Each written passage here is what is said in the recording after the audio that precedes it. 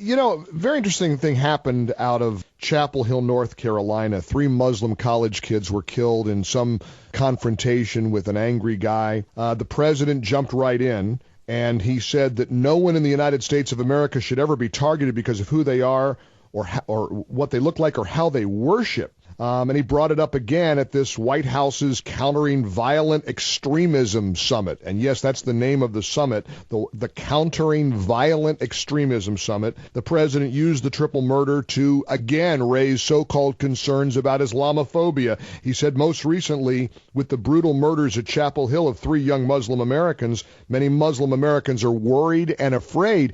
Yet, after the killings in Paris, after the beheadings of the 21 Coptic Christians, this president and this White House don't seem to have the same worries or reservations about Jews or Christians being targeted by these Islamists.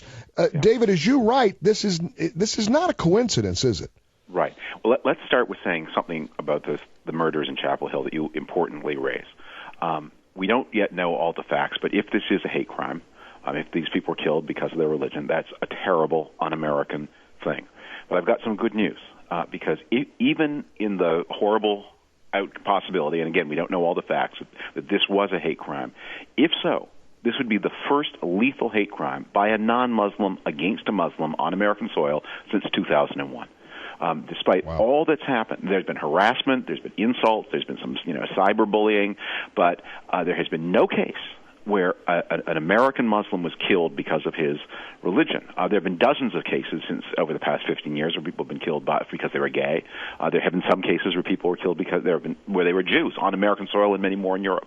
But Islamophobia, prejudice of any kind, we all condemn it. But we also want to have a realistic perspective on where the balance of danger is. So that's the first thing that has to be said.